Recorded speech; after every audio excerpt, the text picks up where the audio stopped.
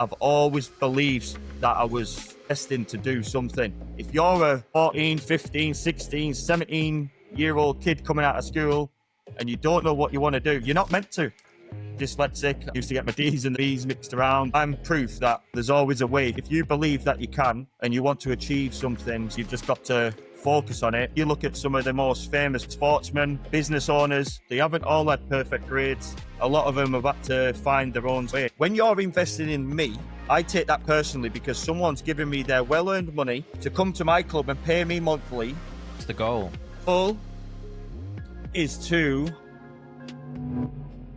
Kade Kendall, welcome back. Last week we went through your journey from being a young kid, your upbringing throughout school and getting into competitive bodybuilding. With any kind of hero's journey, there always becomes a dark point that one must get through to get to this ultimate path. We finished the last episode talking about your rock bottom moment with illness and depression. That was back in 2017. What was the turning point and how did that look to get to where you've eventually come and the successes that you've had in life? When I was known for being so positive, so motivating, like I'd done all this stuff with bodybuilding, he doesn't miss a beat, he trains hard, like I had this persona of, I had a great upbringing, he's got this, he's got that. Like material things, what don't really matter when you understand that. When I went through that rock bottom period, it was the reason why it was so hard for me is because I had to sort of shut down and hide away because in the back of my mind, I didn't think people would understand like why I was feeling like that.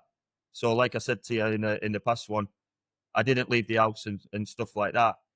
But I've always, going back to that positive, motivated mindset, like going through stuff like bodybuilding, it's taught me so many things. And I think one of them was being so resilient and being so focused. So on them dark days, as much as, I didn't want to do anything, or I was, motivation was at its lowest, all I kept thinking about was how can I get better? How am I going to make today better?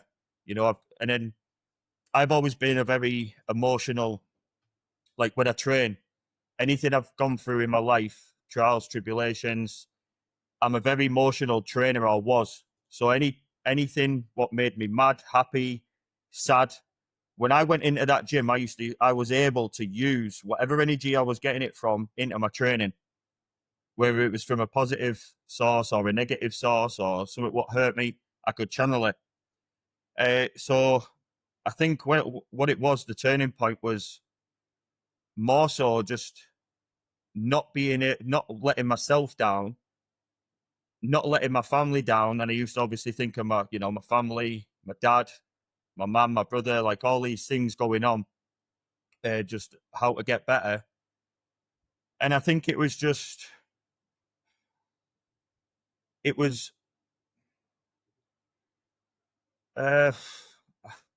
turning point. I think it was just seeing my dad, like I explained in the last one, being the man he is, with then tears in his eyes and being so upset.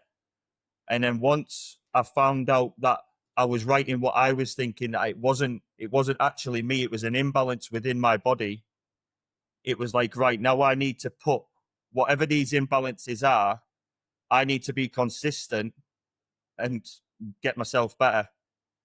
So I think the turning point was really just being stubborn, not quitting and feeling, how low I was to pull the plug, but getting that answer of, kid, you're not poorly here. You're not poorly technically here. You've just got a big imbalance going on within your body at the minute, which obviously with medication like levothyroxine, the CK levels would have affected it a little bit. It wasn't a good combination to have, but the main thing was how my thyroid was handling things and the imbalances of everything, what that was affecting. And obviously the crack in my pituitary gland. So the turning point, I think, was just getting better. And it wasn't like, oh, I took, the levothyroxine and then the next day I felt great. I would say even in just probably the last 3-4 years, and I got the illness in 2017, where I still had sort of like these, it was like waves. So at one point I was rock bottom, and I mean, like I said, rock bottom. But then it was almost sort of, I just read, I don't even know how I did it, to be honest. When I look back, I think that's why I got so emotional, because it was, every day was just, a day felt like a week, and a week, and before you knew it, I'd been in my house months, and it, and I just sort of read it out, and then obviously started taking the medication, and just, like just doing little things. So it went from not going out to then going to Tesco to get some shopping. And then obviously when I was personal training, I had to tell everyone, or some of my closest friends, or my mum, and especially my mum, I had to phone Keith, who I worked for at the time, or worked at his gym. He's just not right at the minute. They didn't say why, because I didn't say him again. I didn't want people to think that I was going through what I was going through, because I didn't think people would understand. They'd be like, oh yeah, what's he got to be depressed about? So it was just, each day getting a little bit better, and, getting out back on my walks, getting back on, some type of structure, because I'm a very structured guy. I like routine. I like, going, I have my set things. So as soon as I wake up, I'm down, a litre to a litre and a half of water, coffee, and I always do cardio, whether it's my off season or not. The time just is different. And then breakfast, and then I always like to, so when I wasn't doing that, I think that was even making me worse, because I was just in a rut. So it was like all these things I loved, and then I wasn't doing them. So then that was making me feel worse as well. But like I said, coming out of it, it was just day by day getting better. Obviously, then for the levothyroxine, it has to build up in your system. So that chemical imbalance, then, when I first had my blood work done, when we found out, there was all sorts of things skew with. It was like a jigsaw. That's how the doctor said to me, and explained it to me. He said, basically, Kade, it's like a jigsaw, and someone's just gone, and now we've just got to put it all back together. So as soon as the medication started building up, then it was just that chemical imbalance in my body, the brain. I just started feeling better. But like I said, there was times when I started feeling great, and then all of a sudden I'd get these almost drops, and I know when I'm getting it, because it's almost like my eyes feel like they were back here. And I'm quite a friendly person. I have lots of friends, and I can always remember seeing one of my good friends, and I'm godfather to his children. I seen him walking down an aisle in Tesco, and I seen him, and I turned the other way, because I just didn't want to make conversation. And that's when you're doing stuff like that, they're little signs that just something isn't right. That it wasn't the case of, oh, I've had a bad day, I'm not talking to anyone. It was like I got this anxious feeling because, it was probably, anxious because of how I was feeling and how low. So yeah, it was just day by day getting better, putting things, and just not quitting on myself. And yeah, just not quitting. Just thinking tomorrow's going to be better. Tomorrow's going to be better. And that was it. One foot in front of the other, and we kept moving. And what was after you'd gone through that and you picked yourself up and you started to reintroduce little bits and getting out there, what was the next kind of big marker point that came along? Yeah, so I think for me, it was obviously getting back to what I loved, and that was my personal training. So obviously when I set up, like I explained, when I left school, I left with no qualifications. I left school, missed the last year of school to play golf. And at the time, obviously I was young, but I was working for my dad, roofing.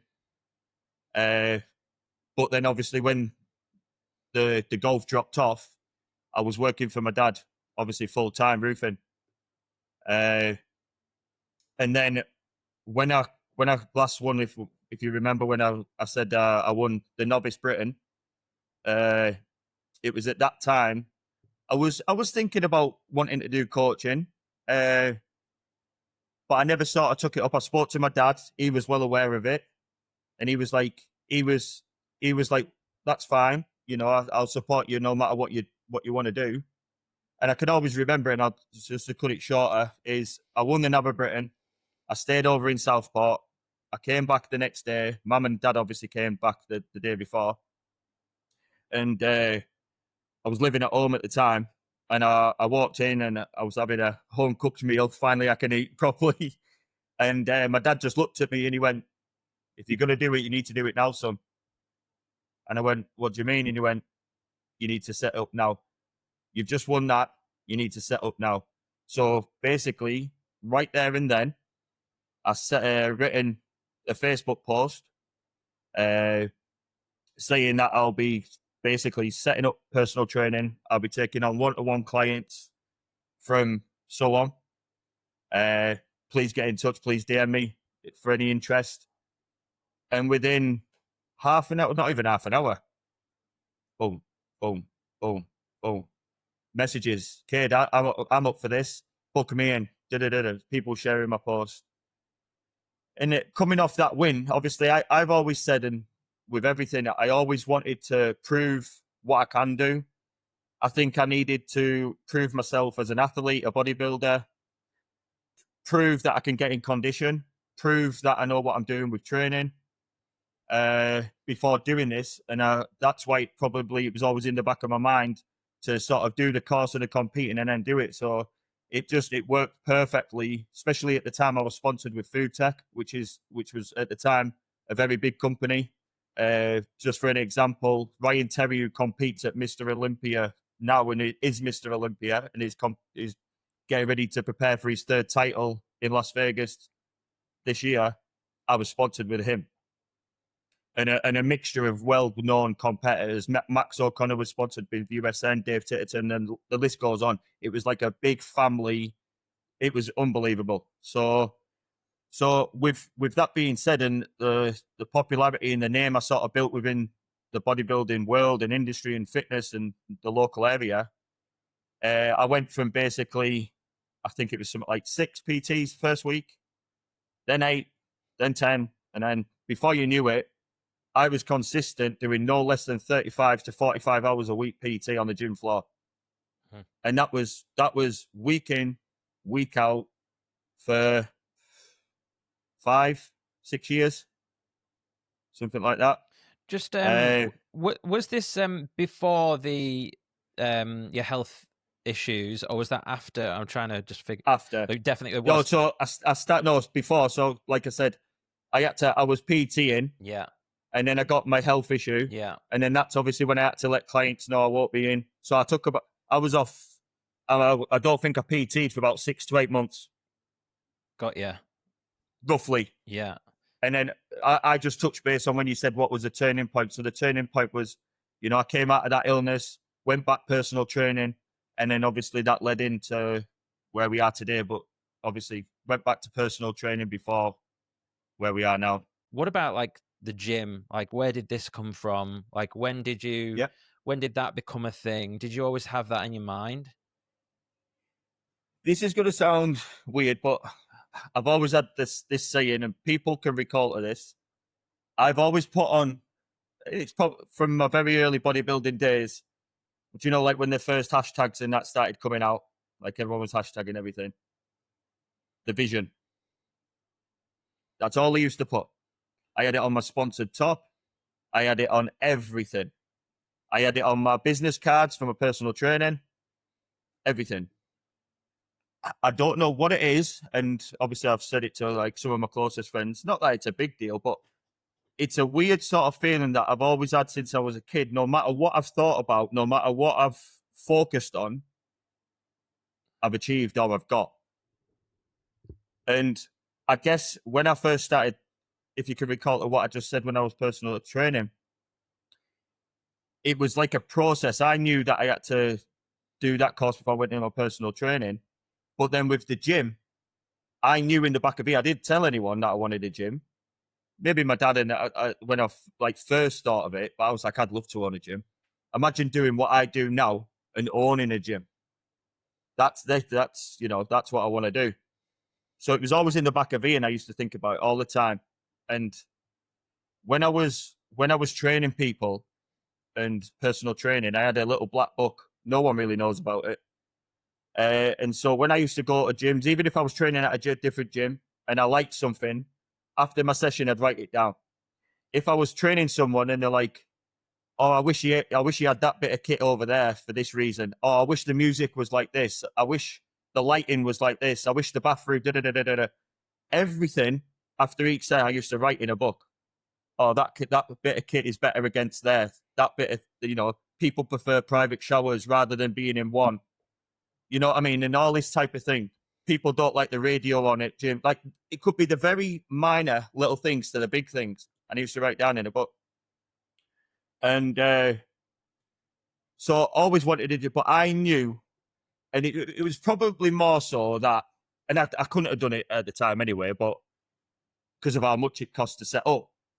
But I wanted to prove what I could do as a personal trainer, not only now as an athlete and as a bodybuilder, but I wanted to deliver some of the best results this town's ever seen. That's all I wanted to do. And not only from a physical point of view, I wanted to change people's lives and give them the feeling what I had of always when I was at school, feeling that I was stupid, feeling that I was thick, feeling that I was fat, that I was just a bit different to everybody else.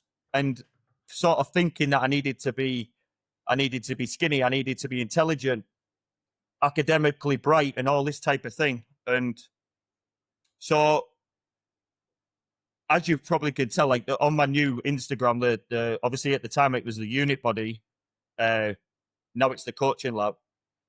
I wanted to prove what I could do, and I knew if I can deliver good quality work, good quality results, be a well-respected personal trainer within the area and the community, and change people's lives and give back, not only physically but mentally, that's going to give me some sort of foundation of one day, hopefully when I get the chance, to open up a gym. And that's exactly what I did. Yeah, it's so fascinating. And I was thinking, like, as you were chatting there, a few things came to mind. Like, I mean, one,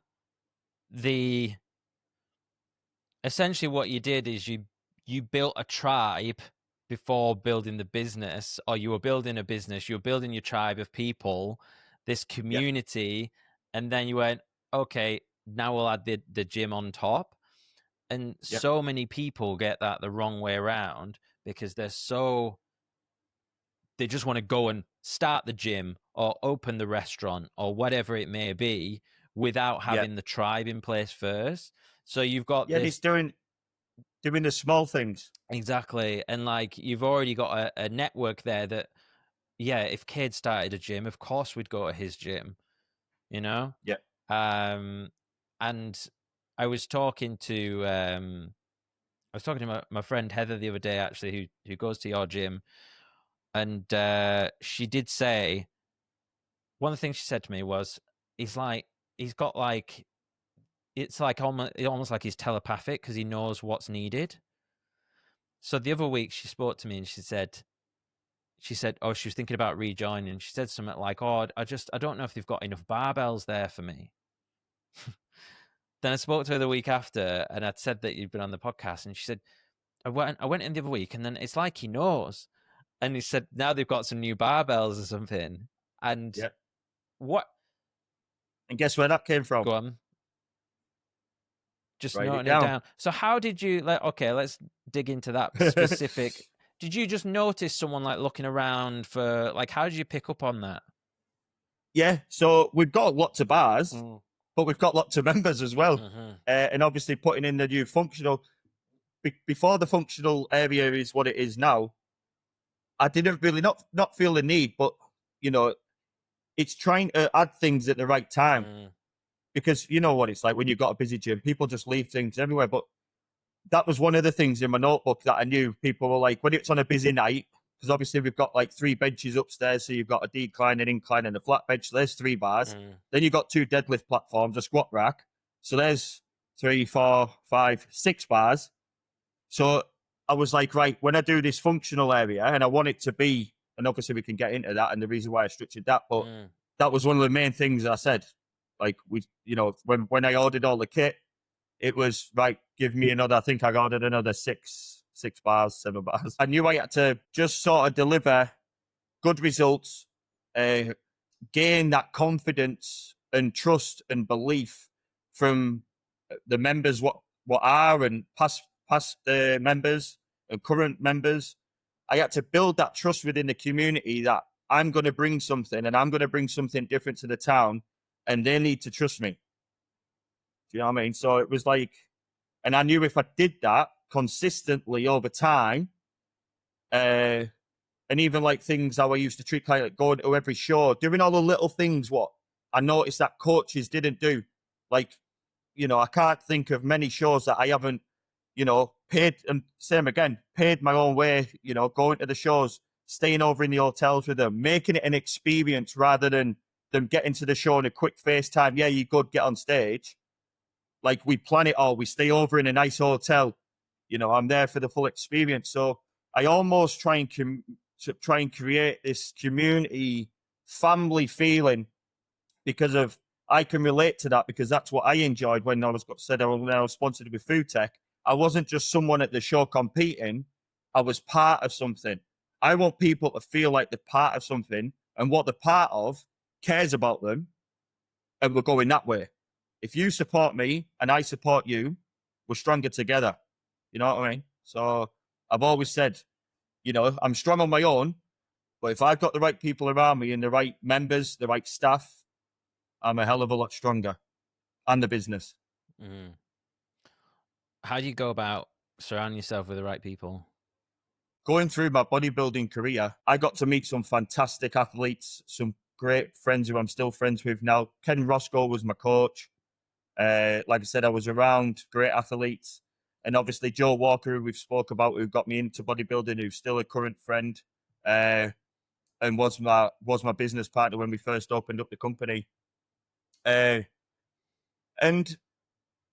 I think it's one of them, like, just realizing who's there for you when the times are hard, not just when the times are good.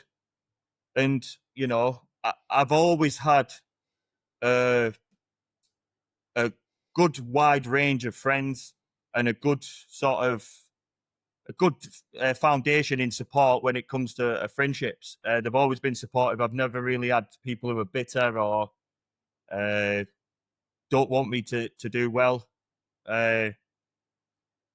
So that's from sort of like, you just, you know, look like one of my best mates, Tom Nixon, Fell, you know, they've been with me since day dot, you know, like when we've done the fit out before with the gym, you know, especially like Fell, he's been with me right by my side, you know, from the minute we open the door in the morning till last thing at night, even though he's got kids. So I guess it's just, I'm just fortunate to have a good circle of good friends and a good supporting network when it comes to family and friends, really, what I've just built up and accumulated over the years. Do you think, have you ever had to cut anyone out?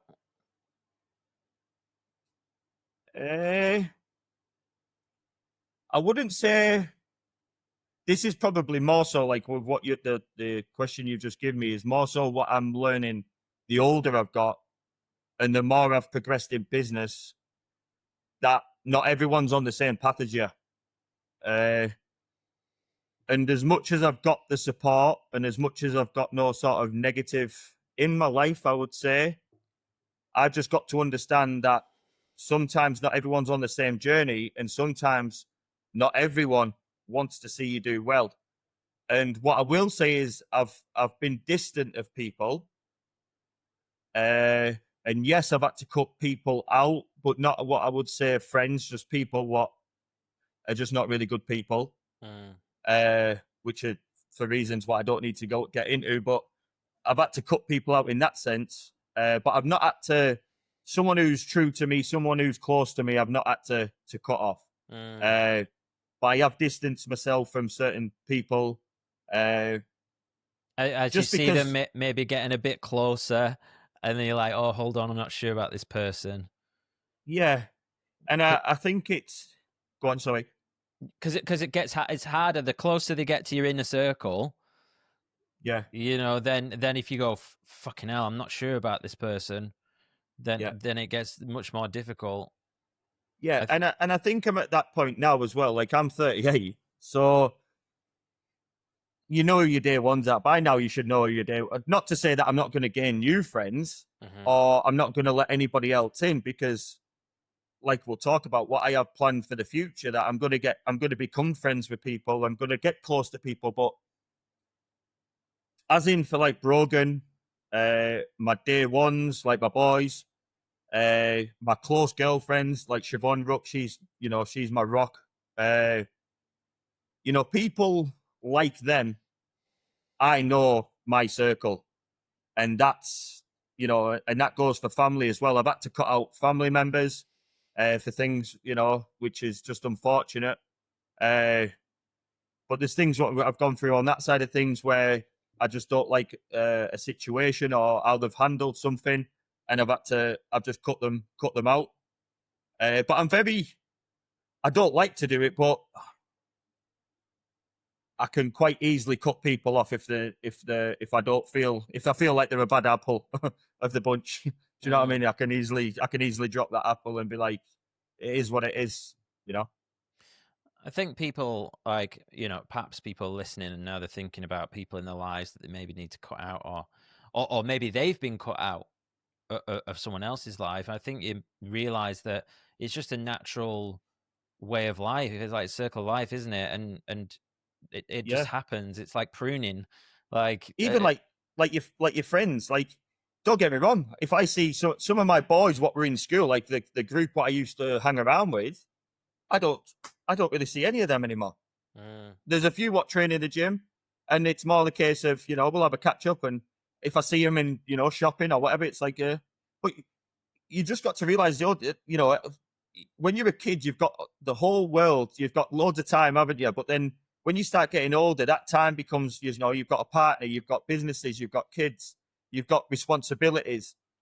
So I think sometimes people find it hard. Is sometimes I feel like that as well. Like, with how busy I am, it's not that I'm not messaging. It's not that I don't want to catch up, but I'm just busy. I'm just busy creating my life, creating my business, trying to get my life to where I want it to be. So as you get older, it's just you could become distant, and that's what I was saying about my day one, like my boys, like Phil, Tom.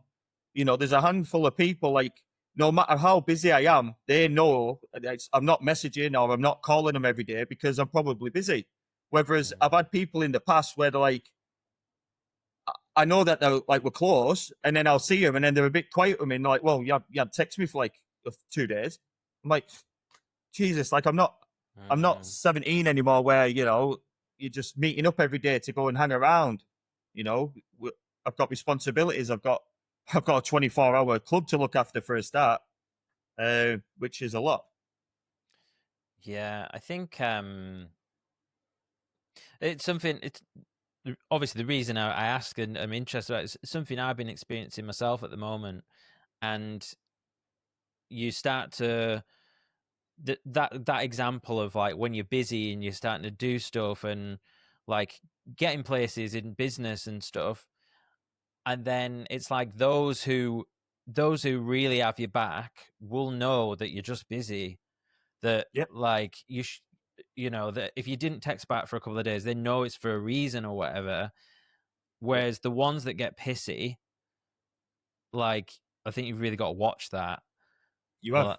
Because it's like a friendship, just like a partnership, it should be like unconditional. I think, like, I love you, and I'm glad that you're doing well.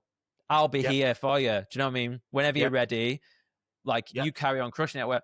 And it's like, but if you've got someone that's like really needy, and then, like, bit of a red flag, I think. Yeah. And it's always like, I always try and compare things to, like, if you notice, just so, because some people don't know how to respond or act or how they should deal with situations like that. But I look at some of, and I'm not comparing myself to them, but I'm just saying, if you look at some of the top people in the world, like, just for an example, sportsmen, David Beckham, Anthony Joshua, Conor McGregor, at one point, they had everybody around them wanting to get them to the top. They were like, oh my God, Conor McGregor. When he first got into UFC, Conor McGregor. Next minute, they all want to see him fall.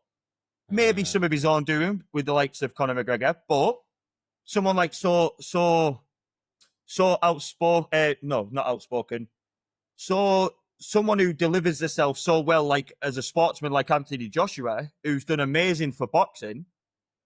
When he was the underdog, they all wanted to see him get here. And as soon as you get to the top, oh, look how big-headed. Oh, he's got, Why? He's not, he's got to the top. He's at his pinnacle of his sport. So what I'm probably trying to say is like, them friends what are with you from day one, whether you've got £1 in the bank, whether you've got £1 million in the bank, whether you're going through the worst time, whether you're going through some amazing times, like them boys, what I've mentioned, are like, they want to see me succeed just as much as I do.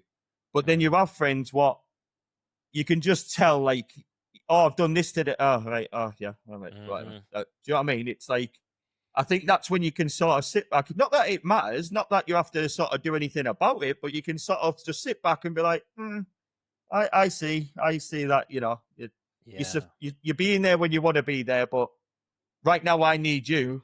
Like, say you were going through a bad time and you're not there. Do you know what I mean?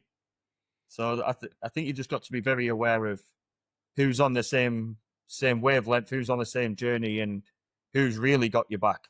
Yeah, I think it seems like people like you, like on your way up. So like if you're moving towards something, whether that be quite a slow trajectory or a fast one or whatever, people like to get on board with those people. And like I notice it in like very like little waves. Like maybe I don't know, maybe I have like a few weeks of the podcast being really popular and quite a lot of views and maybe like a few Instagram follows, and then all of a sudden you're kind of like the popular kid for a few weeks. Yeah, weird, and then it'll wane off, and then it'll go quiet again.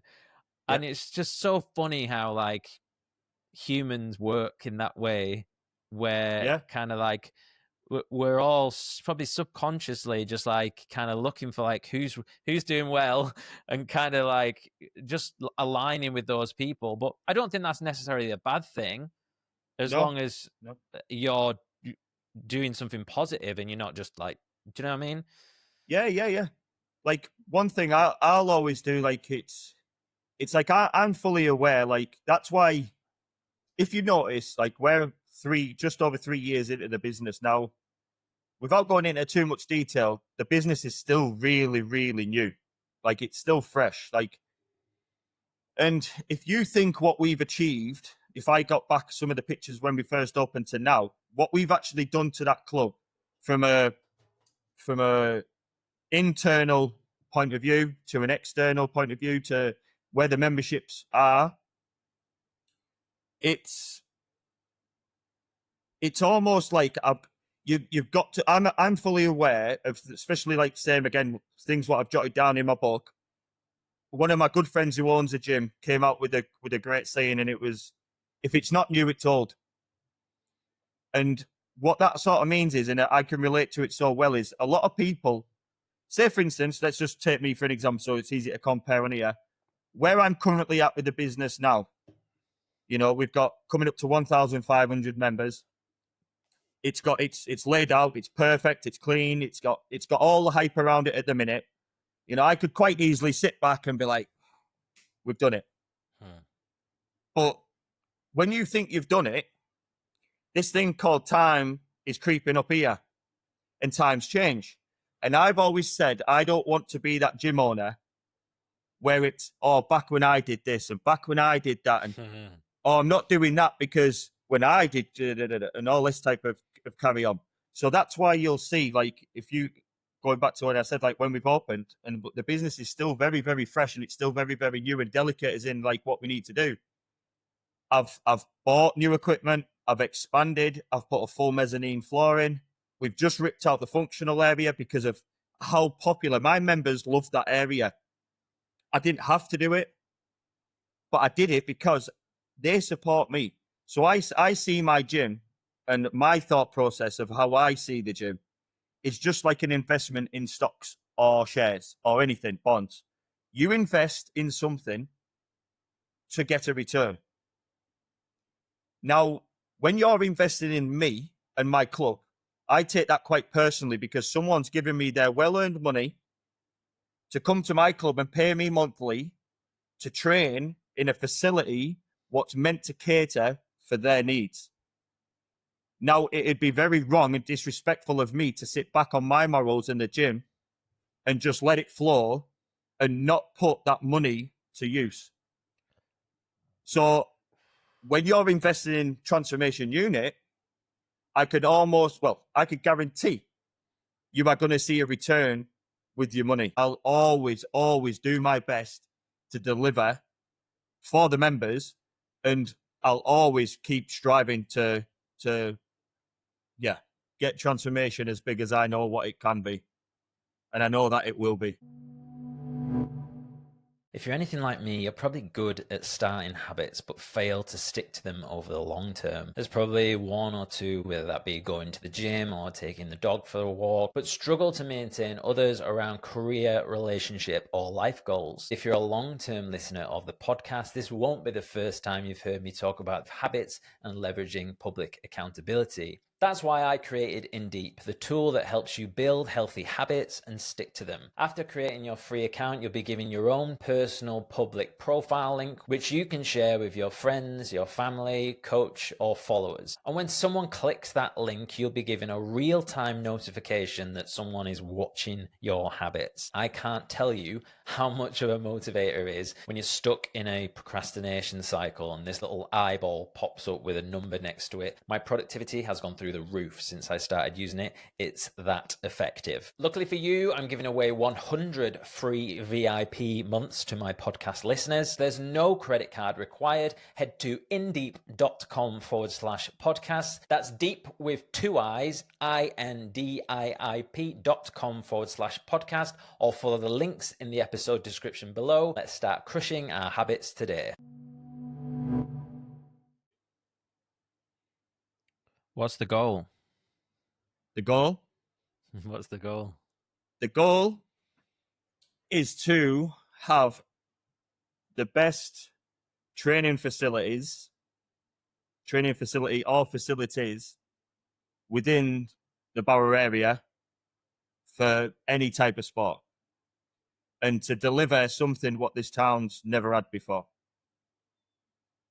and to provide a service what, it's more like, as well, like going back to like the community thing, like obviously you've got the likes of, and this isn't, I'm not, I won't mention the names, but you've got some big sort of corporation gyms within the area. But I think, when you look at a corporation gym or a health center, they've got to stick to certain rules. They've got to stick to certain things they put in there. And plus, like, the almost, they'll do like a refit or something, and then they'll just wear and it'll wear and it'll wear and it'll wear. Whereas, personally, when you're investing in a gym, like somewhere like Transformation Unit, what's personally run by someone of the community, when you've got the right person behind that business, there is just so much more we can deliver what other gyms can't. And one being that sort of community aspect and making you feel like you're part of something. Like, I've trained at, most of all gyms around here, not so much now. I've got my own, obviously, because that'll look a bit weird if I was doing training in here. It won't be. But you're just a number. Like, you get to reception, you'll go in, and then you're just in the gym. You're just sort of like a member. You're just a number. Whether, I think it's clear to say, and there's a couple of other gyms in the area what do it well. Industry being one. They have like Matty Greens. They have a community feel, and members go as obviously the good gyms, but they've got a community aspect. You're part of something. Mm-hmm. You know, they're just providing just that special little bit what some places can't. Yeah, it's so true, and that's the thing, is because having an owner, whether that be Matty or Paddy or Yeah. yourself or Steve, like that's passionate. That's not like, so a lot of business. It's not scalable, is it? No. You know, you can't create another 10 kids if No. you were to go and open multiple sites or whatever. So that's what's Yeah. awesome about a community gym, and having Yeah. an owner who is so passionate about it. Yeah. Yeah, I fully agree. Like I've got, yeah, without going into great, like I'm getting at that point now where, you know, the fish will only grow as big as the tank, so to speak. So, you know, like I don't need to, I don't need to sort of sell my gym, and I don't need to brag of, but it's quite clear to see you've trained obviously at my gym. Anyone who comes in my gym knows the members, knows how good the facility is, knows how many members we've got. But I'm quite aware of, at one point, there's going to be a sticking point.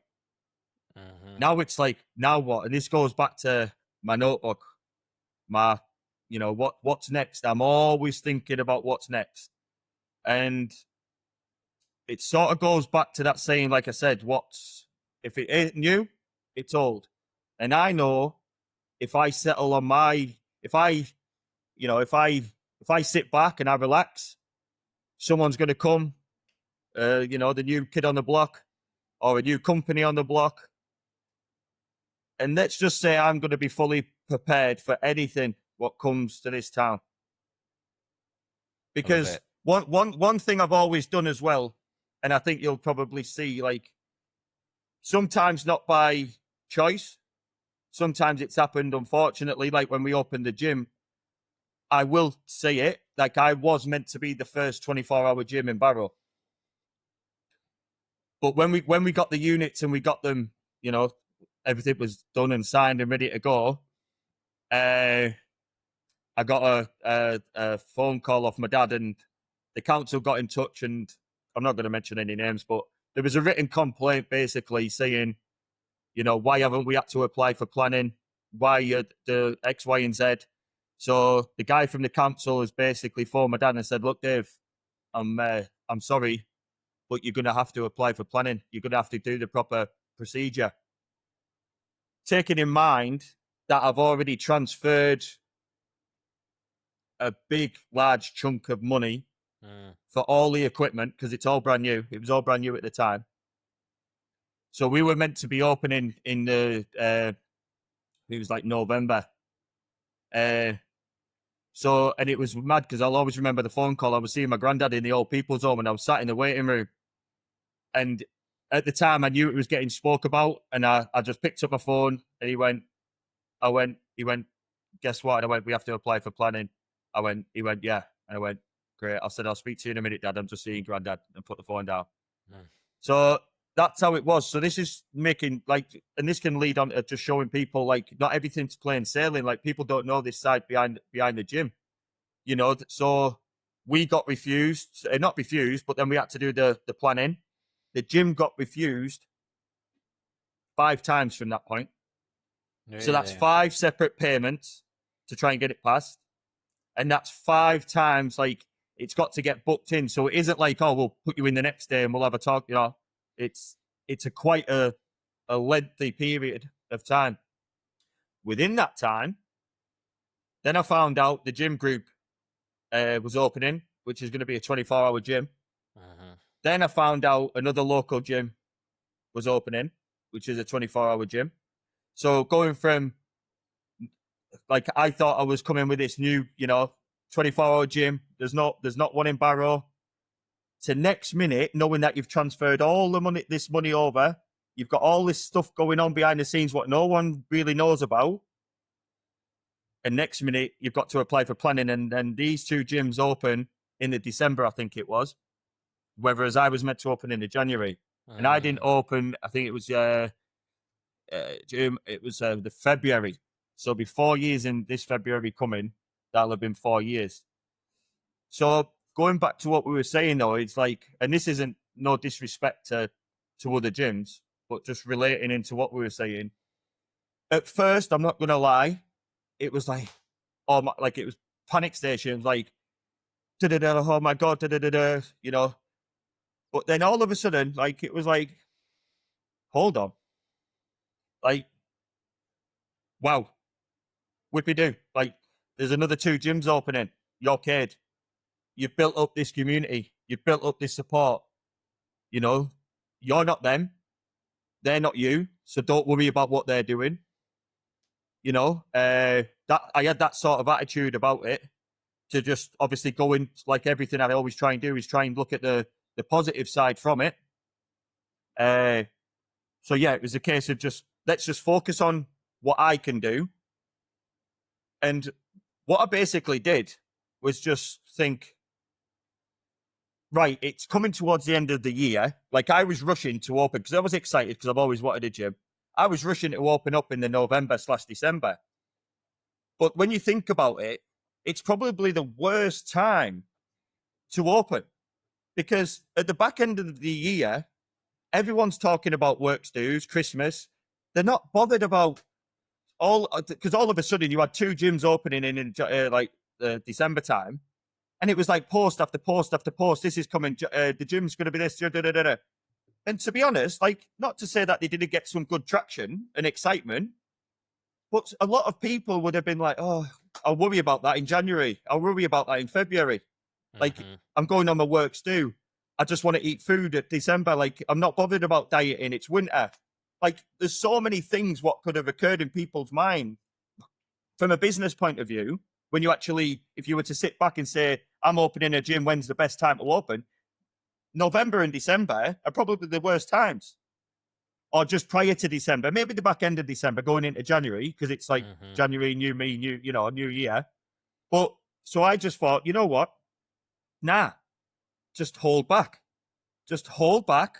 Let them go, because I can't control that. You just control what you can control. So anyway, they did, and I just sort of sat back and I watched how they marketed it. I watched what they put in, and you know, I seen that they were trying to hype this up and hype that up, and I just thought, nah. I thought, right, let's do it. So then that's when, you know, there was things what I was going to do, then I suddenly changed. You know, there was certain kit that I tweaked. There was certain, especially from probably the internal side. You know, if they had 1 bathroom, I'm going to put 6 in. If they've got them speakers, I'm going to put them speakers in. If they haven't got a reception, I'm going to put a reception in. If they haven't got staff, I'm going to put staff in.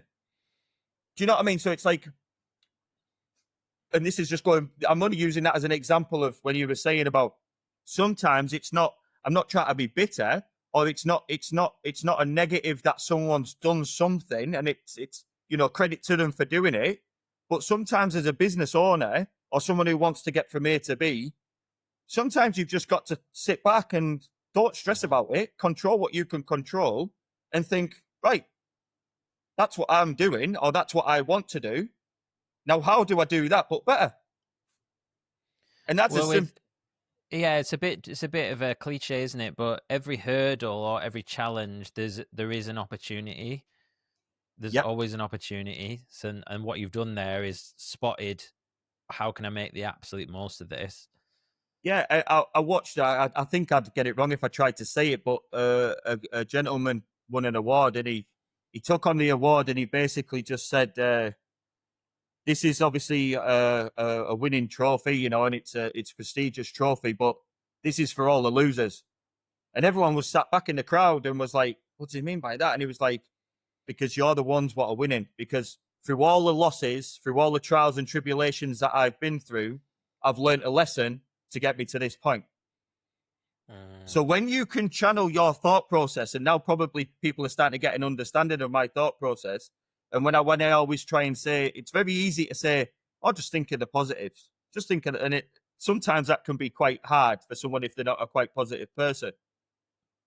But if you actually think about it, sometimes you've just got to look a little bit harder, and there's always a lesson or something to learn or something to like what's gonna either make you stronger or better or more understanding of something.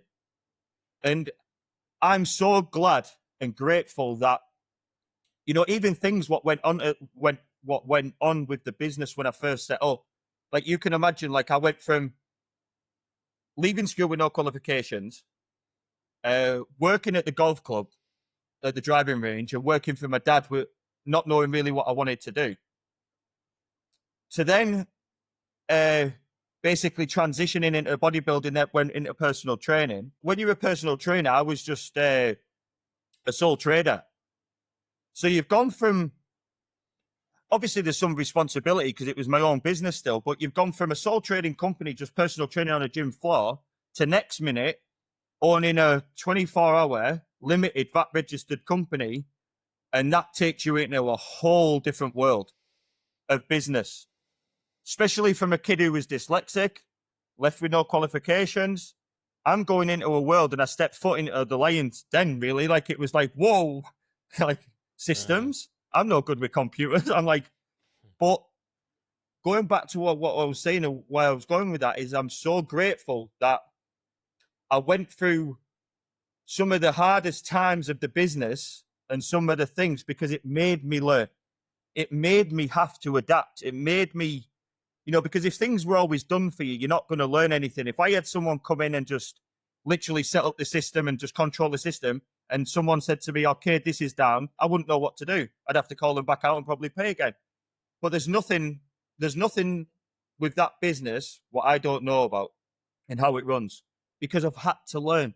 So when I was always, especially at a younger age, always not taught, always thought that I was different and stupid and thick and I'm dyslexic, so I'm not going to be able to do X, Y, and Z. In a sort of, I always knew I am smarter than what most people think. Maybe not academically, is that the right word? Same against this is how, you know, I'm just being total transparent, but maybe not pen to paper, you know, but I know how this thinks and I know what this can do when he wants to do something. So it's a bit like I've always believed in myself. And I've always found a way. And I think sometimes that's the best way, even though it might be the hardest way, because whether you have a bad day, whether you make the wrong decision, whether you invest in the wrong thing, there's always something to learn, which then normally translates into something positive. So it's a bit like 2 steps back, another 5 forward. Another 2 back, another 5 forward. So basically with the business and how I try and look at everything, it's just 1 foot in front of the other. Every day, just when I'm on my cardio, my mind's going, what's next? What can I do? You know, like some of them like what I write down, I never even do. But if something comes in my mind, this could do this, or we could do that, and I can't really say too much, but I've basically got the next 10 years planned out, and I'm well above course of where I want to be right now, well above. Because when we first opened up, even we always had I don't know where it came from, the number 500 members. I want a club with 500 members. I think we opened up with 400 and something like that. And we're at our highest point today. And it's never, don't get me wrong, we've lost members.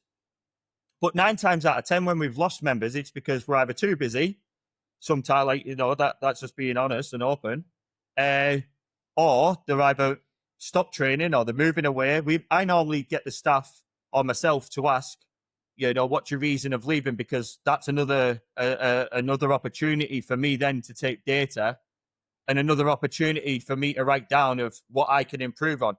Because I'm a big... Yeah, it's your best opportunity as well, because they're leaving then, so they don't because really they're care. leaving. Yeah. So this goes back to even like, and I learned bodybuilding's taught me so much, and you just getting it and moving it around in a different way. So I always said, like, to my clients or even myself, I don't need to tell you how good, like, say, for instance, I was always known for my legs. I don't need to know how good my legs are. Stop saying that. Like, if I was to step in front of someone, tell me my bad points. Tell me my weaknesses. Tell me what I need to improve on, because then I've got something to go away and work on. Because if I'm good now with these bad points and a set of good legs, what am I going to be like with a good chest and a good back? So like business, it's just the same. Don't tell me, oh, you've got the best function, or you've got this and you've got that. Tell me, and I'll take it on the chin and I'll write it down. Tell me what's negative about it. Tell me, your worst experience, because then, yes, I've got a good gym. Yes, it's successful and it will always be successful. But tell me how to make it better. Do you know what I mean? I think, honestly, mate, I think it's really remarkable, because the stuff you're saying is like, seems obvious, but I know, as someone who's run businesses and runs a business, at times when you are in the thick of it, the last thing you want is negative feedback. Your ego will kind of, oh, well, or it may be like, oh, well, I don't know, there's the hand dryer is broken or something. Like, oh, well, yeah, I need to fix it, or I'll get that sorted next week, or like, because you're so busy with other things, but you don't realize that is your opportunity, that little detail, to go, okay, I need to fix that ASAP. And and I think it's a really good mindset to have for anyone who has a business, to really pay attention to those little details. And obviously, you're a good example. Don't get me wrong. Like when we first opened, oh my God, I'm a bit OCD anyway. But I've gone from, same again, if you can imagine, like I've gone from personal training so I can put clients in where I was. I was very in control of everything. When I wasn't personal training, I was maybe doing diet plans and stuff like that. But I was in, and then I've gone to open this business, what's boomed. And I've got a 24-hour gym, what basically obviously doesn't shut. And I've got X amount of members. And it probably took me over a year, I'd say even 2, to get used to, like, I'd be going to bed and I'd be looking at the cameras. And I just felt so, like, at the time, some of the, like when we first, I think we shot at like 8 or 9 o'clock. And then I'm sat home constantly on the cameras. As soon as I wake up, constantly on the camera. So same again, doing things what I don't really like, going on my phone straight away when I woke up, because I was so conscious of, is everyone all right? Have they left anything out? And like what you were saying about, I was just so anal with, I would take it, not personal, but like if something broke, it would be like, oh my God, the hairdryer is just like what you said. The hairdryer is broke. I'm going to lose 50 members. Oh my God, I need to get a new hairdryer. And I'm like now it's like everyone knows me by now who trains there. I'll always get everything fixed because things break. It's only nuts, bolts, and electric sort of stuff in the gym. You know what I mean? It's getting used 24 hours a day. We've got X amount of members. We'll absolutely thrash the gym on every aspect. Things are going to break. Whether it's showers, whether it's bathroom stuff, whether it's anything to do with the gym, things are going to break. But one thing I've learned is just going back to what I was saying, control what you can control. Don't stress about the things, like the little things, but just put them right as soon as you can. You know what I mean? Don't have a machine down and then just sort of be like, oh, I'll get it done next week. I'll get it. As soon as something breaks and it gets reported, it's getting fixed. And as soon as it can, like for transparency, like the treadmills, one of the incline motors went in it, and one of the belts we noticed just with wear and tear was slipping. So they've been out of action now for 2 of them for about 6-7 weeks. And oh my God, it's been like, but I can only go as quick as like the supplier. So we've ordered the bits and now they've come and now they're back up and running. Some things come the next day, but what I've learned now is it even, like anything, it's just not as easy as it's not like I can get it off Amazon. It's the next day. It's some of these companies take time to deliver if something's broke. Do you know what I mean? So, but it'll always be fixed as soon as it can. So obviously we've spoken about the advantages of having that mindset, that attention to detail, constant, like always on it. Yeah.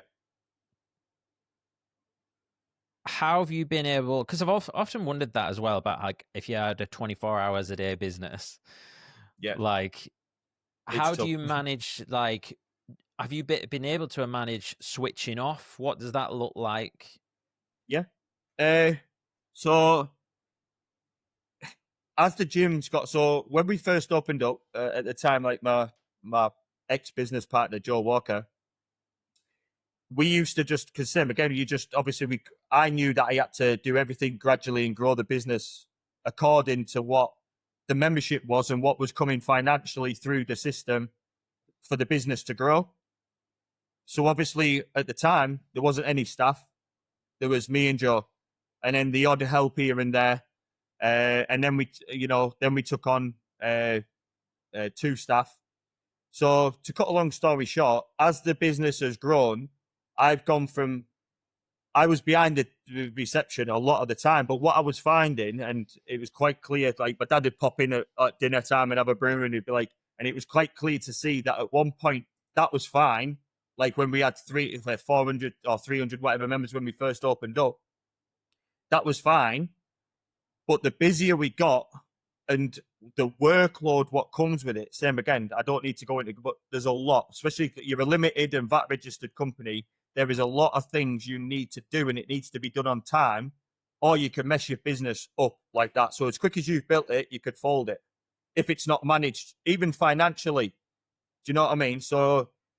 Uh, so obviously, like what I was finding is when you're working at a gym at reception, that person who's coming into the gym is obviously just come away from a family, come away from work on a day off, and he's coming in for a bit of a chat, or she, and it's a sociable place. So I had a list of 10 things or whatever to do, business wise, what needed to be done. But I'm at reception trying to serve, and I'm getting these conversations, and sometimes, it might be, and I'm like, time's ticking, I've only got like so much to, you know what I mean? And I'm like, so what started to happen was things were backing up. And same again, just for transparency, I'm not going to lie. Like I went from doing, like I said, what we spoke about, to then owning this, business, what turned into a very successful one, and it started to increase very quickly. I got a bit overwhelmed, probably the right word, very overwhelmed. Not to the point of, anything really bad, but I was just feeling very stressed. And as a people person, as someone who owns the gym, you've got to smile. You've got to have these conversations. But there was some things, like I said at the start of the business, what happened with the business. Some things were like very stressful. Try mistakes what we maybe made and stuff like that. So I had some of these issues going on behind the scenes. But yeah, I'm here and I've got to do this, and it's so fortunately, as the business grew, I was able to then. I'm a big believer now, and I've obviously same again learned along the way of putting systems into place to get to where I want to be, and I know that it's all right for me to be this workhorse and be this, but I can only be for me to get the business where I need it to be. I need to be at my best. So I need to put systems into place for me to be able to perform at my best with the business side of things. So, like I said, fortunately, I was able to then take on staff, which has been an absolute amazing process, just because of the relationship I have with them and what I've been able to do for them. For an example, Radek, and I'll just use him as an example. He was working at a local takeaway, very unhappy, loved his bodybuilding. Absolutely, he's a fantastic kid. So I was able to, once I got to know him, he came in the gym, and as you know, I helped him prep for a show. I seen how unhappy he was at this place, and he was saying how unhappy he was. I was like, you know what, kid? Come and work for me. So it was like I was then in a position to be able to give him the opportunity like I had when I was. So that was a great feeling for me to be able to especially when someone's so passionate about something, because I'm a big believer in, why shouldn't everyone be able to do what they love? Do you know what I mean? Like, I know it's not as easy as that, and some people are unfortunate maybe not to have the opportunity. But if I'm in a position to be able to take someone from an unhappy place to a happy place, why wouldn't I? And that's what gives me great satisfaction. Every single one of my staff is very selective picked. It's not just so Jen, Jen who works there.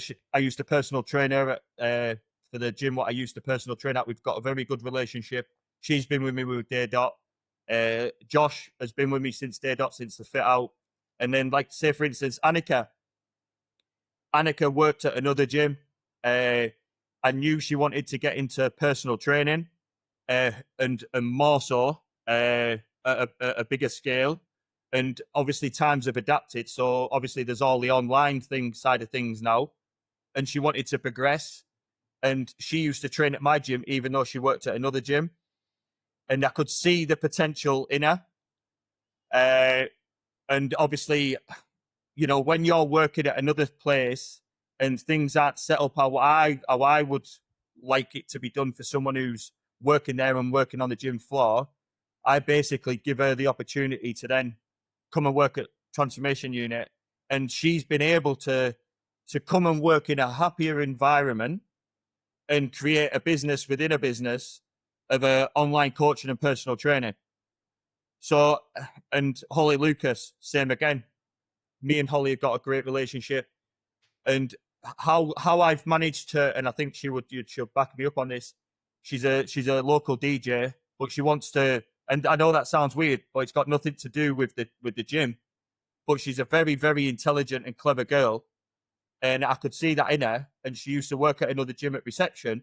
So she already had the traits of what I needed to deal with the system and unpaid members and stuff like that, because that's what she already did. So once I transferred her from where she wasn't happy to Transformation Unit, she was in a happy environment. Plus, I let them all pick their hours. As long as the hours are covered, they pick their shifts, which works really well, because then you limit, then you take out the risk of, okay, I can't come in today.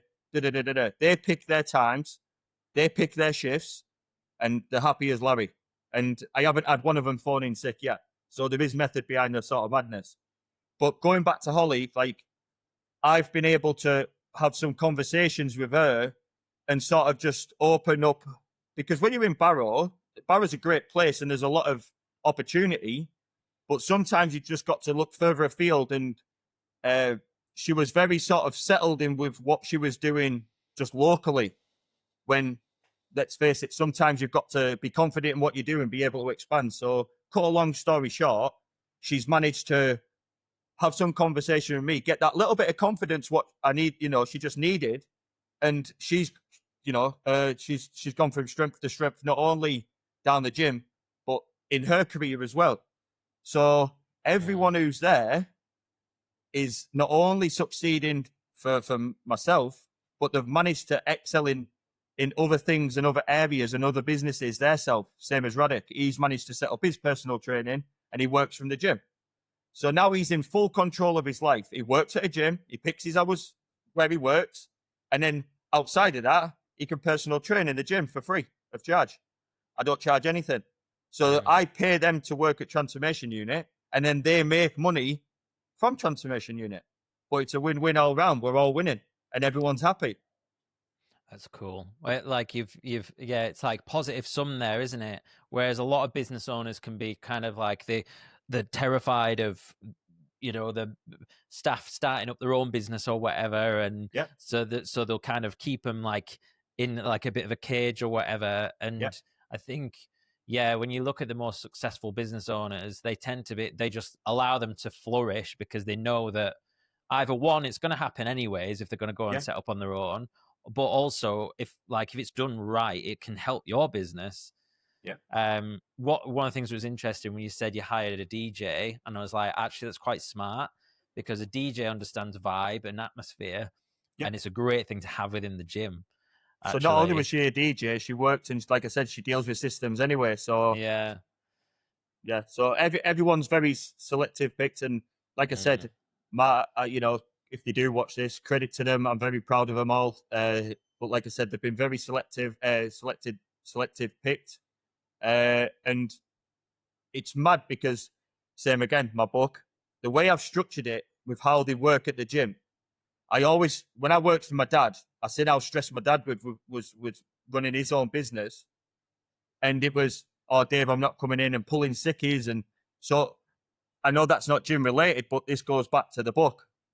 I used to think of ways of taking, how do I eliminate the risk of me taking on staff with a 24-hour club where, if you can imagine, like, because it's 24-hour, I need at least 2 people every single day, 5 days a week, and then someone Saturday and Sunday, because obviously the hours are short on a Saturday and Sunday. Now, how do I limit that so no one phones in, or unless they're really poorly, of course, or something's happened, but how do I limit the factor of, okay, I'm not coming in today, or pulling a sickie? So these are the reasons why. And plus, I want to create that happy work environment where everyone's just enjoying what they do. If you get told you're working Monday, Tuesday, Wednesday, Thursday, Friday morning, every single day for the next 6 months, they can't live a life. They can't do this and they can't do that. Whereas all I ask is 2 to 3 weeks in advance, the hours need to be wrote in. I'm sometimes there, but they literally organise a meeting within themselves. They organise the next 3-week shift pattern. So therefore, the way I structure it is, I know my gym's getting looked after. My hours at the gym are covered. But Annika, who wants to go walking on Monday morning, and Holly, who wants to DJ on Thursday night, can organise their work around what they want to do externally. So then, do you know what I mean? So it's just a positive. So everyone's still being able to live a life, but obviously make money while working. Yeah, you've decentralized, like that sort of, So that was another thing what we do. Staying on the business side of things. Yep. This might be the point where I ask you, what advice would you give to someone looking to start their first business? However, I'm going to alter it. What advice would you give to someone looking to start their second business? Their second business. Because that's a different thing altogether, isn't it? Yeah. So if you were to start your second business, make sure are we talking about say for instance someone was to open another gym or the same replica of a gym, or just any business? Just in terms of like the maybe they've started a business, and it's going okay, and they're thinking about maybe they've got an opportunity to come in, and they're trying to figure out how to whether to say yes to a new opportunity or whether to go in on this idea that they've had. Yeah. So if it was myself, saying to somebody else, so it's a tough one, that, because sometimes it's if it's a different business, what's the word? Sector. If it's a different sector. If it's sector, if it's a different sector, then sometimes other things you wouldn't really technically have any sort of data from the previous one, because things might need to be done slightly different. Whether if it was me advising another gym owner to open up another gym, I would say to them, build what you built better and quicker, and make sure that you've learned from your mistakes of what you've previously done, and don't make the same mistakes again. Now, that can be anything to do with the layout of the gym, or how the accounts are set up, or financially, or things what you might have invested in, what didn't work. Make sure you know what is working within your gym, make sure what isn't working within your gym, and get rid of the things what aren't working and think of new ideas. I think it all comes down, though, is just to be, don't get lazy, and be relentless on what you're capable of and what you want to achieve. Because I think that's how I am now. And now I've grown so much as a person, and I can quite comfortably say that, which is a bit strange compared to how vulnerable and how I was growing up. I could quite, I can honestly, say I'm very proud of what I've achieved and who I'm becoming and where I want to be. Yeah. And the reason I sort of asked that is because you have multiple businesses now. Yeah. What did that look like when you decided to go into your? I'm presuming the competition business is probably the next biggest one that you've got going on, is it? Yeah. To be fair, both of them potentially, are going to be big. The competition one with Siobhan, with my best girlfriend, Siobhan Brooke. Anyone who knows Siobhan in the area, she's very much like me. If not, she's a workhorse. She's an absolute business machine. But not only that, we have very similar traits. She's a people person. She's just a very, very empowering, nice person to be around. That's the best way I could sort of empowering. Very, and very self-driven. She's very much like me. No quit, no. We have an idea and we'll attack it and we'll go with it. So that was just an idea of, when other competition sites came around. Now, obviously, I know people have different opinions of competition sites and there's the gambling aspect of it, but the way I see it is you could pick little negatives, but when you actually look at a competition website, it's obviously controlled, it's managed, it has all the systems in place, so everything's set up professionally and done, and it's paid for. Now, when you actually look at it, what is, apart from, say for instance, if someone's said they do unfortunately get into gambling, but that's like saying say for instance an alcoholic. Unfortunately, there is, but that doesn't mean bagging booze is going to shut down. It doesn't mean that clubs and pubs are going to stop serving drinks. Now, unfortunately, and I feel for anyone who's going through an addiction, if they are going through something like that, then unfortunately are. But when you actually look, it isn't like going into the bookies and there's a bit more risk factor. When you look at a competition website, let's take it for example. Let's say there's a 5,000 cash prize, right? All we're asking for is £2 a ticket, or just for example, £2 a ticket. So you, Jason, you've just bought £2 to win 5,000, right? And then obviously we make the money off the tickets because it's a business. Like any business in the world makes money. That's just business. You'd be stupid if you weren't making money. But you've paid £2, and then obviously we make the money off the buyers buying the tickets. But then you've just won £5,000 for £2. So we've won, you've won, and the prize has been paid for. So really, it's just like a triangle of a business profile of everyone. Not everyone wins, but that's just like the lottery. You can go and spend £100 on a lottery ticket and not win anything. So it's just the same, but we're a competition website. You're buying a couple of tickets, but the chances of winning are way higher than the lottery. Way higher. Yeah. Fair enough. It's not for 250 million, but do you know what I mean? People love them as well. Like, it's never been my thing, but people around here love it, and I think it's probably like that working class environment. People just want a bit of fucking hope, don't they? Yeah, a bit of hope, and we try and do things. I might win $5,000 this weekend or something. We've done all sorts over the time, and it's always been me and Siobhan always want to try and do. So people love cash. People love the free cash, but because then they can do whatever they want with it. But if it's Christmas time, we always just think, right, what do kids want at this time? But there might be sometimes it's all right looking at the negative side of it, right? But you imagine being someone who can't afford a new PlayStation, and there is people out there. Unfortunately, there's people out there what couldn't even maybe put a meal on the table for the kids. Now, when you're giving someone an opportunity, and we did it last Christmas, I don't know if you've seen, but I was dressed up as an elf for an example. But we were going around these houses and giving away cash prizes and prizes to all these families. What where they've entered the competition, and we were doing it, and it was amazing. It was absolutely amazing.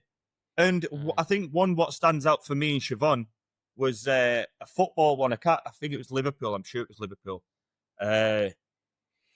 Anyway, they were playing a big match because I'm not really a big football fan. So they were playing this big match, and we managed to get tickets for it. And the family what won had gone on to a previous site because the tickets were really hard to get hold of, and they saved up for this money because unfortunately they didn't. It wasn't just a case of, oh yeah, we're going to buy tickets. They'd saved up for this Christmas present for the son or daughter, and it was a scam. They had everything took. They lost everything, lost the money, never to be seen again. And sod's law, like, they won the tickets, and the excitement and the upset what you heard through them just winning that was it was amazing, because you've just helped someone, and we help more people than we don't. Do you know what I mean? That's probably the better way to say it, and it's a great feeling. Like, to be fair, we've never had really any. I'm just sort of saying what I've heard about. If I've ever heard any negative talk about competition websites, it's only ever been, the gambling side of things. But like I said, people aren't going to start not drinking or shutting down pubs because someone's got an alcohol problem. Yeah, for sure. I want to, before we finish, I want to just touch on a little bit of stuff around training. Yep. So my question to you: if you could only train for 20 minutes a day, how would you structure that day and week? If I could only train for just 20 minutes. 20 minutes a day, biggest impact, what are you doing? Right, well, I would probably... Right, so 20 minutes, right, that is tough. Right, so me being me, because I like my fitness and I like my weight,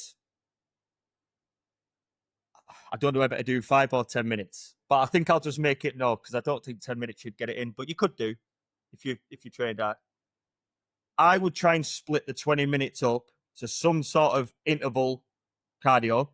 So whether that was a minute, 30 seconds all out on the ski erg, on the row, on the assault bike, and then a minute steady. So maybe 5-6 minutes. Mm-hmm.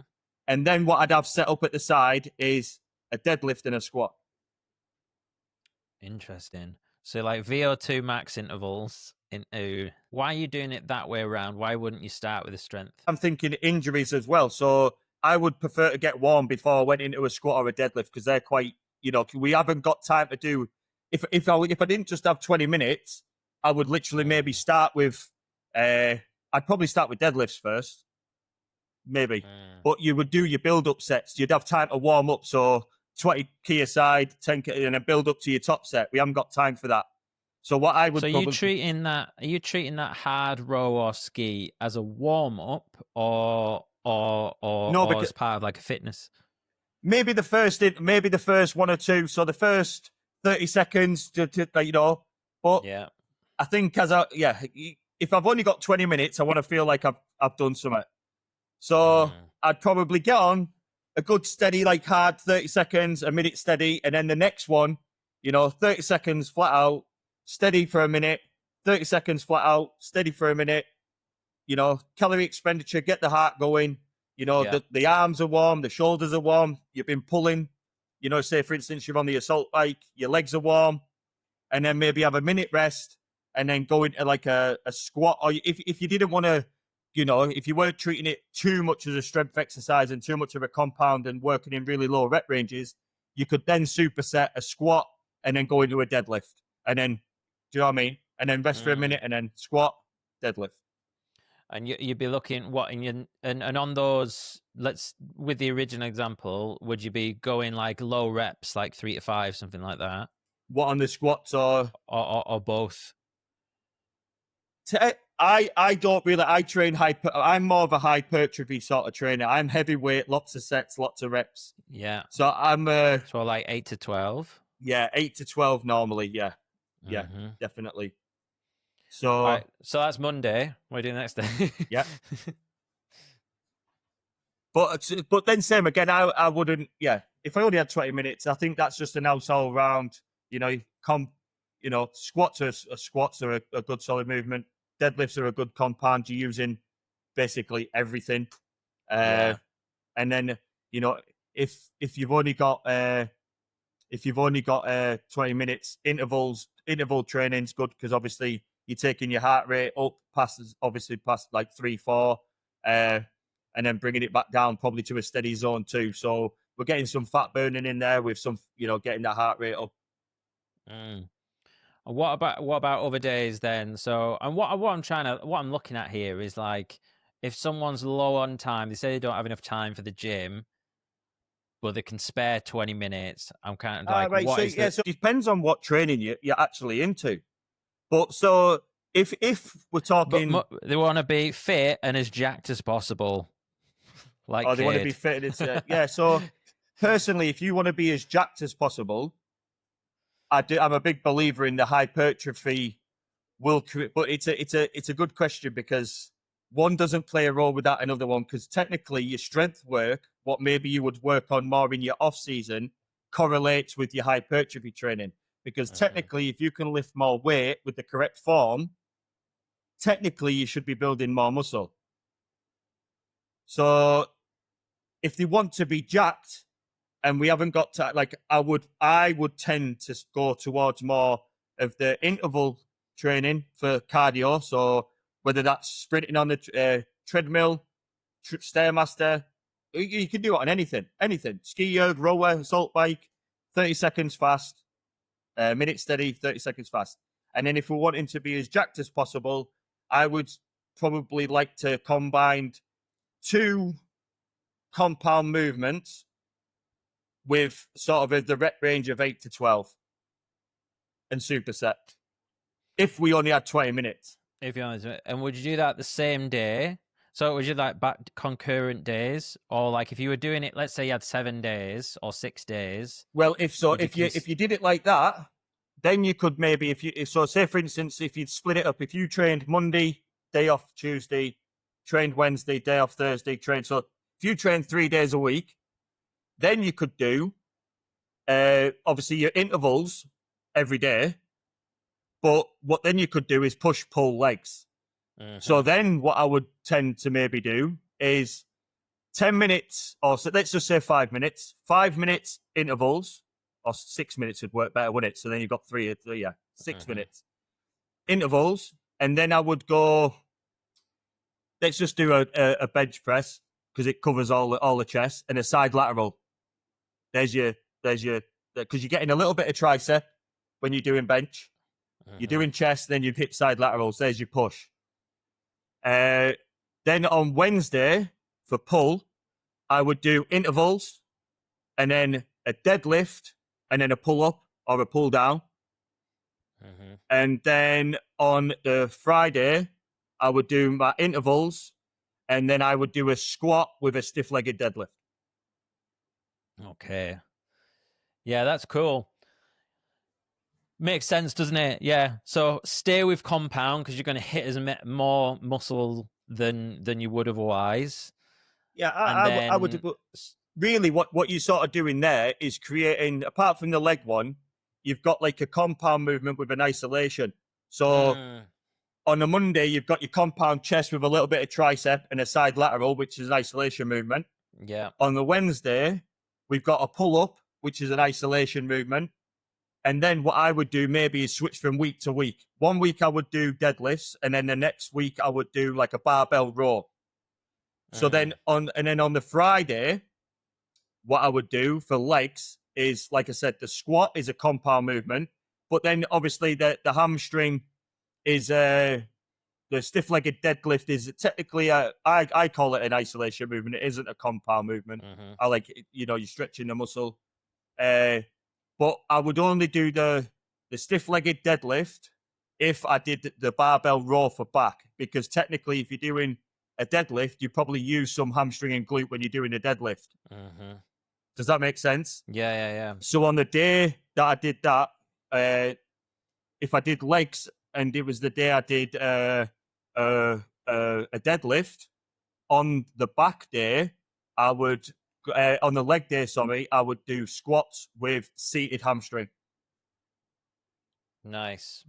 So depending what I did for back, whether it was a barbell row or a deadlift, would alter whether I did stiff-legged deadlifts or a seated hamstring. Mm.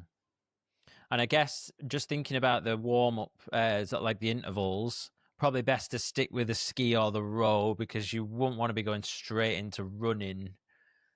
No, If you didn't have if you didn't have time for if warm you up, didn't the have time, ski's going to be safer, isn't it? Ski, yeah, and maybe the row. yeah, and you're saving a bit of your legs. If you're doing a ski, you're getting your shoulders nice and warm, blood's flowing. Yeah. You know, you're leaving your legs a little bit. So yeah, you could mix that up. But I think that would, if I only had 20 minutes, yeah, that'd be a nice. You're covering all bases. Yeah, it's always I love, like, it's always a fun exercise doing that sort of thing. Going like, Yeah. okay, what's really, like, what are the biggest movers here? Yeah. All right, let's touch very briefly on what. All right, so what does your training look like? So my training, I've had to adapt over time. Christ. Currently, or going back to when I was competing. Let's do it now. Do it now. Yeah. So currently, I'm actually dieting. Not for a show. I'm going on holiday in 4 weeks. So I always, and plus I've just had a knee operation. I tore my meniscus. So I've got a. You and me both. I've not had an op though. So have you torn your meniscus as well? Yeah, like 3 years ago. Yeah. So they said not to operate on it, so I've just lots of single leg stuff. yeah. Well, mine was a partial meniscus repair, so I had that done. It'll be 2 weeks on Tuesday, I think it'll be.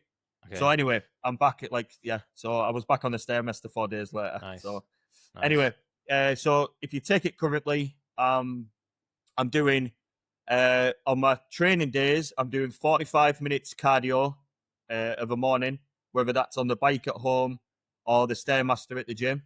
Zone 2. They're just sorry. Zone 2. Oh yeah, just fat burning. Just zone 2. Yeah. I have my watch on. I have a chest strap, and I just stick in zone 2, just really steady state.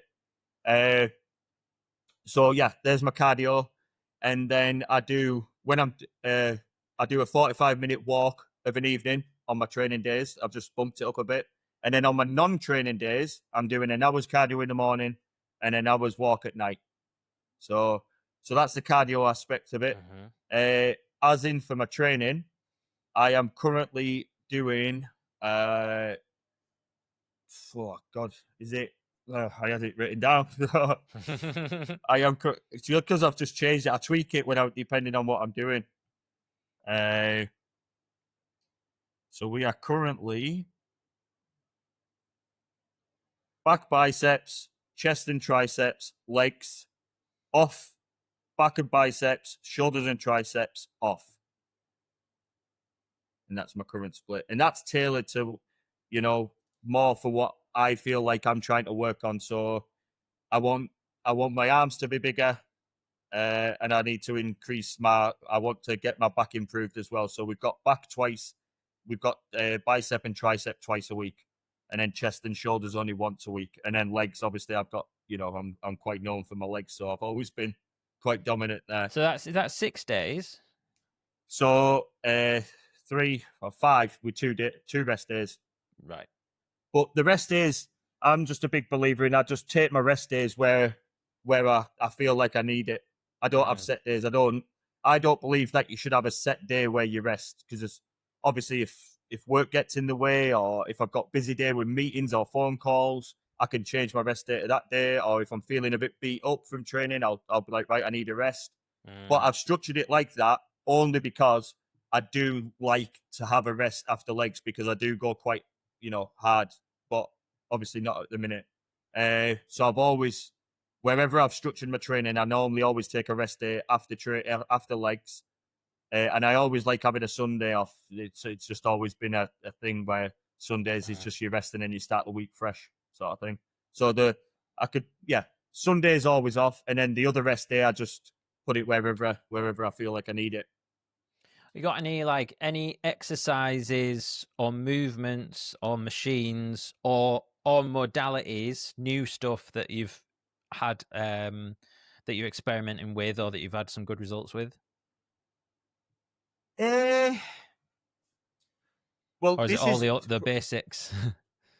what I will say is this time when I always try different things. When I diet, sometimes if I've been watching a podcast or if I've been watching someone who I follow on Instagram, like some of the ones what are worth watching, obviously, and I'm like, oh yeah, I wonder how I would respond to that, because that's what it is at the end of the day. Bodybuilding, there's more than one way to skin a cat, and there's so many different varieties of methods out of diet. There's different methods of training, so this is where I think a lot of people get lost. You've got to learn your body and just try it. Trial it, take the data, and if it works, keep it. If it doesn't, scrap it and go again. That's the beauty of training and bodybuilding. So one thing what I was always known for, and that if I could change one thing going back, would be just the amount of time I spent in the gym training, and with little rest and so much volume. I just think I could have progressed and been such a bit more of a denser, thicker bodybuilder and got to where I needed to get quicker. Because I just, you get very caught up in it. I love to train. I absolutely love to train. So I'm always a 6. Well, back then when I was like peak bodybuilding, it was a 5, but most of the time 6 days a week, especially when I was getting ready for a show, 6 days a week weight training and cardio every single day. Whereas what I've done recently is obviously making sure that I take them 2 rest days. But my one thing what I've noticed this time, and this isn't really from the question as in like from a training perspective, it's more of a diet perspective. I've always been, especially when I start dieting, high protein. I set my carbohydrates, set my fats, and then as I sort of get closer to the show, my carbohydrates come down, and then I might increase fat slightly. Whereas this time, I'm still in a calorie deficit, but I've basically done like a 50, 30, 20 diet, which is 50% carbohydrates, 30% protein, and 20% fat. Now, the logic behind it is, as an athlete and as someone who's training in the gym and wanting to keep performance high, the body needs carbohydrates.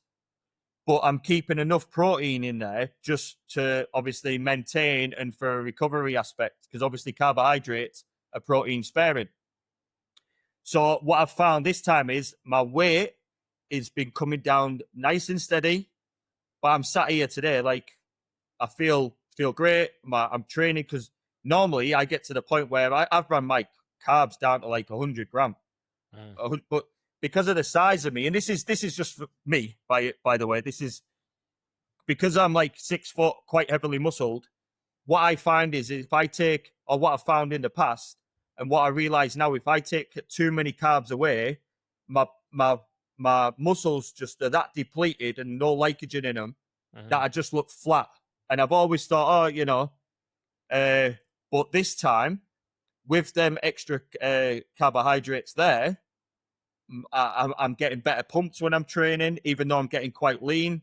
My performance is sustainable throughout my workout, whereas sometimes you feel a bit, flagged. So same again, it's very person dependent, physique dependent, and what goals you've got. But I'm just trying higher carb, low to moderate protein, and low fat. And normally I'm a bit the other way around. Low carbs, higher fat, high protein. So this is what I mean. This is why I fell in love with it. There's just so many, and seeing the differences in how the body responds and things like that. But what people have got to understand is, whichever way you do it, even if you did like the carnivore diet, to lose weight, to gain weight, to maintain, you either need to be in a calorie deficit, a maintenance phase, or a surplus. Now, that doesn't matter if I'm... So some people, they probably look at my diet and think, oh my God, you're still on 300 gram of carbohydrates and you're that lean? Yes, but my protein is lower. So there's 4 calories per gram of carbohydrates. There's 4 calories per gram of protein, but there's 9 calories per gram of fat. So now, just because I've put my carbs up and lowered my protein, I'm still within my calorie deficit. It's just you're altering the ratio of the nutrients and how that body responds in your body. What I'm experimenting this time is I'm an athlete. I'm wanting to keep performance here, well, take away body fat and maintain muscle. So let's put my carbohydrates up, put enough protein to maintain and repair, but have your carbohydrates where you can perform. Because if I can perform and keep lifting strong within the gym and I'm not getting weaker, the muscle's going to maintain. And I'm going to be able to, I would rather keep performance throughout rather than, that might obviously change a little bit if I was getting ready for a bodybuilding show, where I have to be like 4, 5, 6% body fat. You might have to pull things down, towards the back end, and just because obviously you need to basically run flat and depleted and not have any glycogen in your muscle to basically get that really thin skin. But yeah, that's working really well for me at the minute. I just think I know sometimes I'm going a bit off track here, but yeah, I'm just quite passionate about with there's loads of things we could talk about. Yeah, mate. Yeah, love it. What how much do you weigh, kilos? So I started my diet at 19 stone 7. So that's you ask kilograms. I don't do kilograms. I was hoping you might. I don't do stone anymore. I stopped doing stone. 19 stone in it is 123.8 kg. And then, so but what's now, your protein? Are you protein about 250? No, I've actually gone a little bit. So I'm more of, I've gone, I'll tell you what it is now. I've logged it all on here. So currently I am on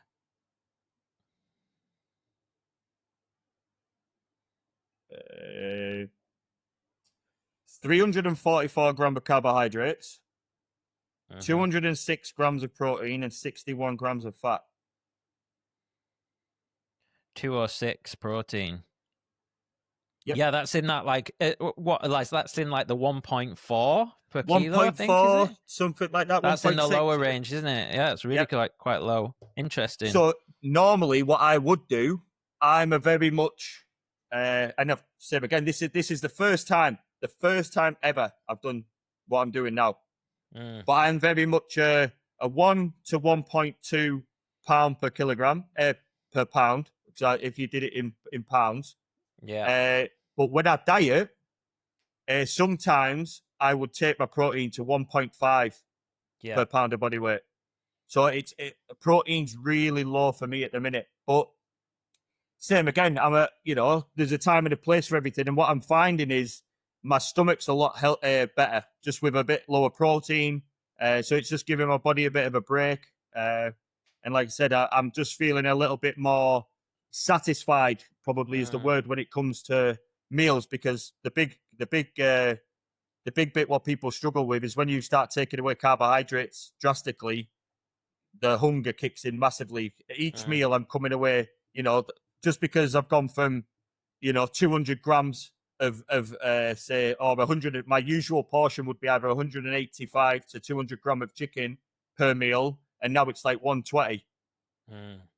So I don't really miss that. I know that sounds hard, but that extra, 50 grams or, 60 grams, I'm not really noticing it. Whereas if you slice my carbs in half and I went from, 200 grams of rice to 100 gram, I'd notice it. Yeah. Yeah.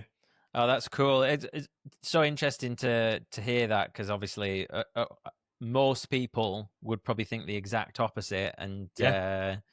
yeah, it's cool to see you experimenting with different things and whatnot. Yeah, and that's what I do with client. Like, sometimes I try it on myself, and if it's worked for me, I might use it on a client. Yeah. Because then what I'll try and do is if I've got a client and basically when they do the questionnaire, or I can sort of gauge off having a meet when I meet them or I have a phone call with them, if they're very food orientated, if they've got like any food sort of relationships with with food. Mm-hmm. So say for instance something like this, that what I'm doing now, if someone was a bit like they love food and I felt like they were a bit, I wouldn't say weak minded, but Mm-hmm. they would get very aggy and Mm-hmm. not be able to visit like the low carb. This might be a strategy where I'll use on them now. Whereas if I've got some of my friends are like, oh, I can't even be bothered eating, hate eating. Whereas I'm the opposite. And as soon as I wake up, I'm like, right, what am I having for breakfast?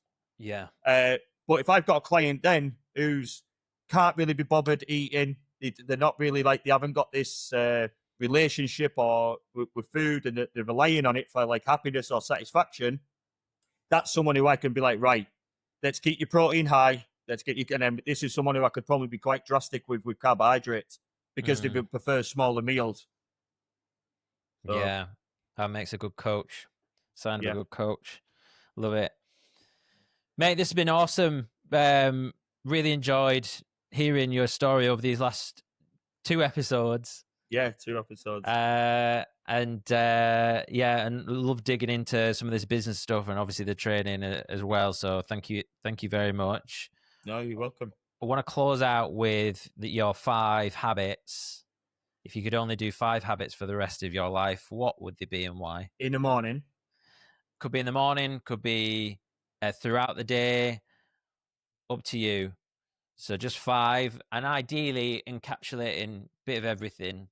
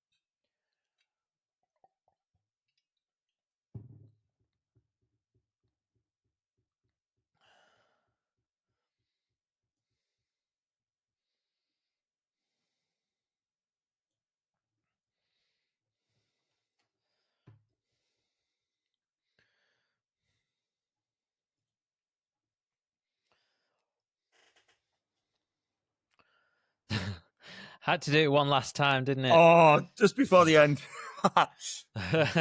Right, start again. We'll get it in.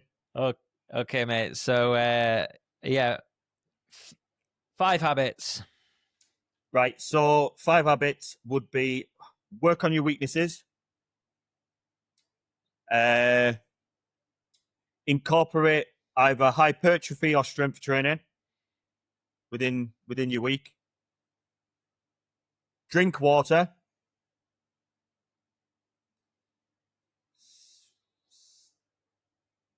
read more, and don't worry about the small stuff. What do you mean by that? As in this, I think that just wraps up what we've sort of been talking about. You know, like if you're wanting to, because if you worry and you worry about things what aren't, that can lead on to negative impacts of your life. It can cause depression, overthinking, you know, thinking about things what might not even happen. Just control what you can control, and just don't worry about the small stuff, and just worry about what you can control. Interesting. And what I find fascinating about that is it's like, yeah, don't sweat the small stuff, but then in business, sweat the small stuff. Yeah.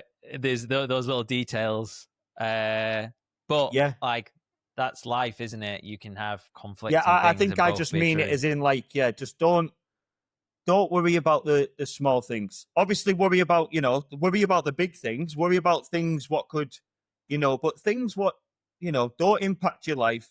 Don't worry about what anybody else is doing. Don't worry about this and that. Just focus on you. Focus on your family. Focus on your health, and anything else on the outside of what you've. Don't worry about it. Don't worry about all the small stuff. Yeah. No, I totally get it, mate. No, it's cool. Wise words. Well, this has been loads of fun. So thank you very much. Where can people go if they want to check out more about what you do? Yeah, just Kade Kendall on Facebook, Kade Kendall on Instagram, and then obviously there's the Transformation Unit Instagram page as well. Or, no plug, head down to Transformation Unit and you can come and see what we're all about. And if you're thinking about signing up, you can drop me a DM on Instagram. I'll be the person behind it, and I'll happily respond. And if you're nervous about coming down the club, or you just want a little bit more information, I can either give you a phone call or I can meet you in the club to show you around personally. Cool. Thank you very much. All right, mate. Well, thank you again, and have a Thanks for good having day, me. and I'll look forward to seeing you soon. Yeah, cheers, Jess. Hey guys, it's me. Just a quick one before you get going. Thank you so much for making it all the way to the end. I really appreciate it. Don't forget, you can check out links to my guests via the episode description below. And a reminder to claim your free VIP pass month at Indiip. Go to indiip.com/podcast. That's indiip.com/podcast. If you're looking to improve your life and build habits, I really think you're going to love this tool. All links are in the episode description. Thanks for watching, and I'll look forward to seeing you in the next one.